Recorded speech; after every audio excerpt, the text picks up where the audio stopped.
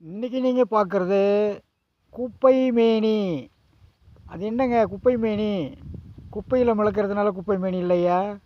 முதல்ல நல்லா அர்த்தம் தெரிஞ்சுட்டு எந்த கதையும் பேசணும் வைக்கணும் அப்படிங்கிறதா நான் பல பதிவுகளில் முகநூல் பக்கங்களில் பக்கம் பக்கமாக வரைஞ்சிக்கிட்டு இருக்கிறேன். பக்கத்துலேயே ஒன்று இருக்குது நாதியத்தம் பூண்டுன்னு, அதை அடுத்த வீடியோவில் சொல்கிறேன்.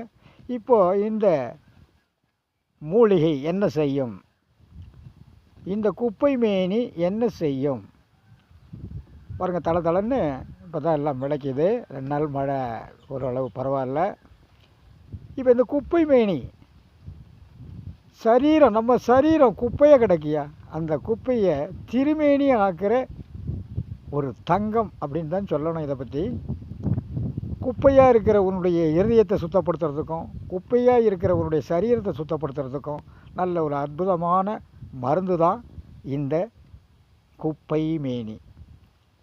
நம்மளுடைய குப்பை அகற்றத்திற்காகவும் நம்மளுடைய மேனியை திருமேனியாக்கவும் தன்னை தானே குப்பையில் வளரும் போது போல் அதுவாக ஆக்ஷன் பண்ணி காட்டுது.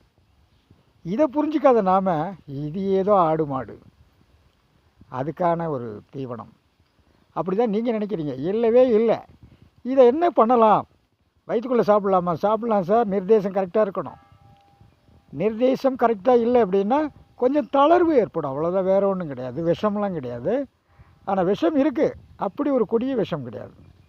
அதுக்கு தான் அளவு நிர்தேசம் அடுத்த பதிவில் சொல்கிறேன். இப்போது மேலே நம்ம சரீர தோல் மேலே காயம், கணப்பு, சொறி, சிரங்கு, குழந்தைகளுக்கு இருந்து சின்னவங்கள்லேருந்து பெரியவங்க வரைக்கும் அது ரொம்பவே அடிக்கடி வர்ற ஒரு விஷயந்தான்.